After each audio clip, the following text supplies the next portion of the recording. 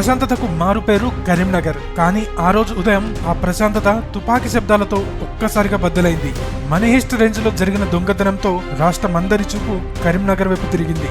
మే 3 ఆదివారం ఉదయం కరీంనగర్ జ్యోతినగర్ లోని పిఎంజే జ్యువెలరీ షాప్ ఎప్పటిలాగే కస్టమర్లతో సందడిగా మారబోతుంది. కానీ సరిగ్గా 11 గంటల సమయానికి ఆ ప్రశాంతత తుపాకీ శబ్దాలతో ఒక్కసారిగా బద్దలైంది. పట్టపగలే వందల మంది చూస్తుండగానే సినిమాని తలపించేలా జరిగిన భారీ దోపిడీ ఇది. అసలు ఆ 15 నిమిషాల్లో ఆ షాప్ లో ఏం జరిగింది? ఆ దొంగలెవరు?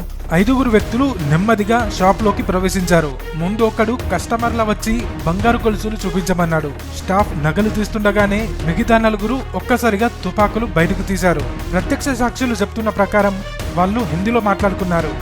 అందరి ఫోన్లు లాక్కొని వాళ్ళని మోకాళ్లపై కూర్చోబెట్టి చేతులకు నోళ్లకు ప్లాస్టర్లు వేశారు. మేనేజర్ ముస్తాక్ నిలబడడానికి ప్రయత్నిస్తే వాళ్ళు ఏమాత్రం కనికరం లేకుండా అతనిపై కాల్పులు జరిపారు. అలా ఈ మొత్తం ఇన్సిడెంట్ లో 4గురు సిబ్బంది తీవ్రంగా గాయపడ్డారు.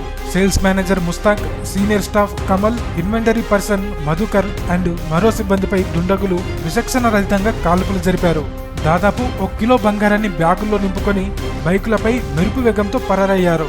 వెళ్తూ వాళ్ళు వదిలేసిన కత్తెర, ప్లాస్టర్ అండ్ గన్ మ్యాగజైన్ ఇప్పుడు పోలీసులకు కీలక ఆధారాలుగా మారాయి. ఈ ఘటనతో కరీంనగర్ పోలీసు యంత్రాంగం ఉలిక్కిపడింది. కమిషనర్ గౌస్ ఆలం ఆధ్వర్యంలో 12 ప్రత్యేక బృందాలు రంగంలోకి దిగాయి. హైదరాబాద్ చందానగర్ దోపిడీకి దీనికి ఏమైనా సంబంధం ఉందా? వీళ్ళు బీహార్ లేదా మహారాష్ట్ర ముఠాకు చెందినవారా అనే కోణంలో దర్యాప్తు ముమ్మరం చేశారు. సిటీ సరిహద్దుల్లోని ప్రతి సీసీటీవీ కెమెరాను పోలీసులు జల్లెడ పడుతున్నారు. కేంద్ర మంత్రి బండి సంజయ్ కూడా ఘటనా స్థలాన్ని సందర్శించి నిందితులను వదిలే ప్రసక్తే లేదని హెచ్చరించారు. బంగారం పైన సంపాదించుకోవచ్చు, కానీ ప్రాణం పోతే తిరుగు రాదు కదా. ప్రస్తుతం ఆ 4గురు సిబ్బంది ఆసుపత్రిలో చికిత్స పొందుతున్నారు.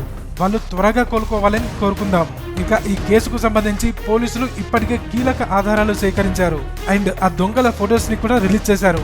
ఆచూకీ తెలిపిన వాళ్ళకి మంచి పారితోషికాన్ని కూడా ప్రకటించారు. టెక్నాలజీ పెరిగిన ఈ రోజుల్లో వేల కెమెరాల నిఘా నుండి తప్పించుకోవడం ఆ దొంగల ముఠ తరం కాదు. బహుశా ఇప్పుడు మీరు ఈ వీడియో చూస్తున్న సమయానికి పోలీసులు ఆ దొంగల ముఠాని పట్టుకొని కూడా ఉండొచ్చు. ఒకవేళ ఈ కేసులో లేటెస్ట్ అప్డేట్స్ ఏంటో మీకు తెలిస్తే కింద కామెంట్ సెక్షన్ లో చెప్పండి. ఇలాంటి మరిన్ని ఇన్వెస్టిగేటివ్ కథనాల కోసం ఇప్పుడే ప్రైమ్ లోని సబ్స్క్రైబ్ చేసుకోండి.